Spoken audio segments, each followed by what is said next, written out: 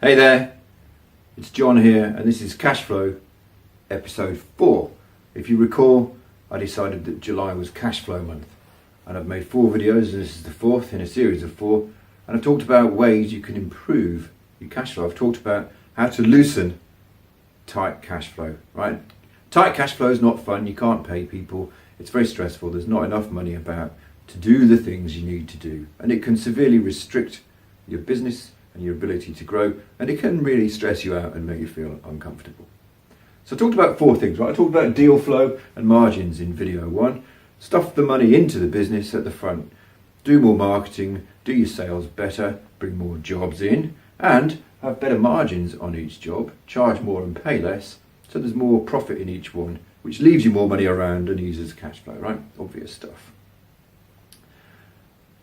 Number 2 was knowing your numbers, right? And I want you to test all your assumptions. We do your quotes based on a certain series of assumptions or estimates that you make. And I think it's important to test those assumptions on your way in. So to understand what your labour really costs you, what your trades really cost you, to check what your materials actually cost you rather than just relying on a table of meterage rates or something like that.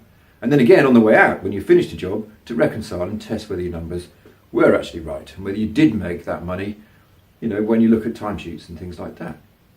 The third one was dragging the money in, right? This is really important. So many of us are too chicken to call somebody up and say, where's my money, right? And I talked about the power and the value in doing that, in being consistent and persistent, right? In having a good system, in having agreed terms, and in following up your terms and enforcing your terms. And if people don't pay, then escalating quickly and not letting things drag on for months.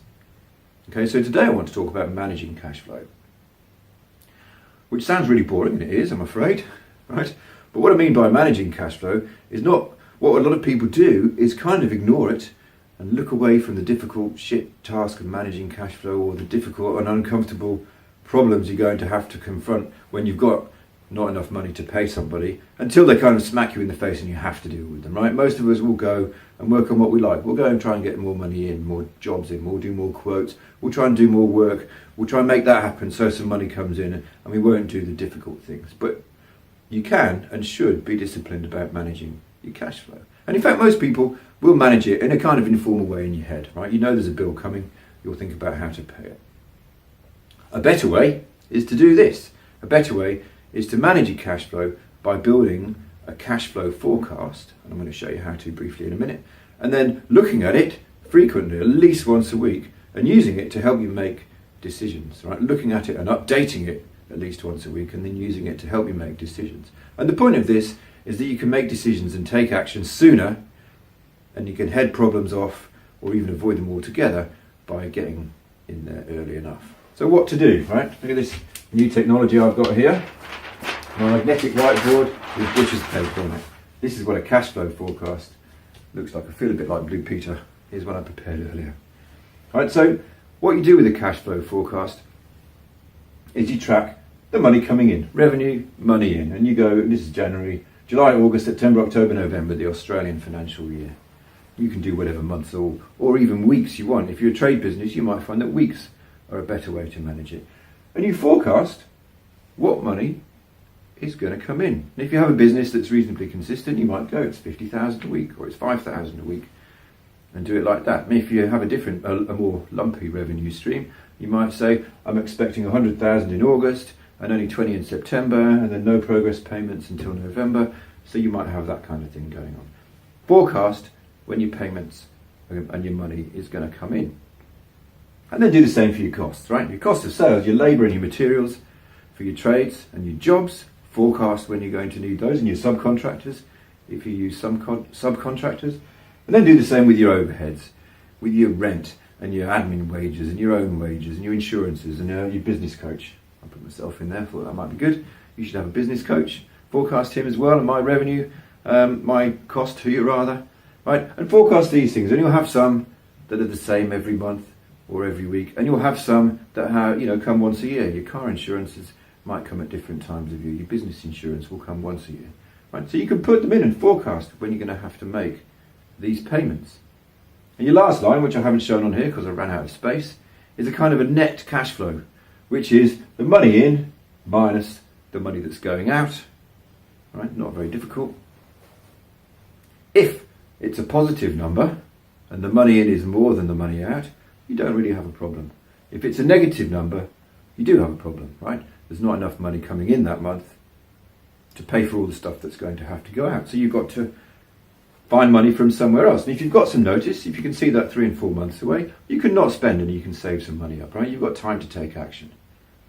Right? If it's, just because you've got lots of expenses that month, that's what you can do. You can save up, you can borrow money, you can put in your credit card and expect it to sort itself out. If it's more problematic than that and cash flow is consistently poor, doing this might jolt you into making some tough decisions, like cutting some costs or even letting go of some people or something like that. If it's that bad, you might need to make those tough decisions.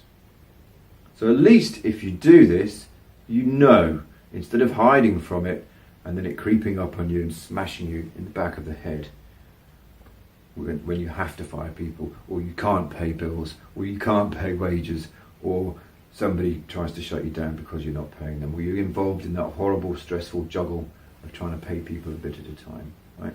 So I implore you, as a business coach and somebody who likes to encourage people to build systems and structure in so that you have this control in your business and you reduce this stress, do your cash flow. I've gone to a little bit of trouble of building a template one for you, and if you want it, write cash flow in the comments and I'll send you a link for where you can download it. It's free, I'm not charging. If you want to help to fill it in, look, an important point, right? This is boring shit to do.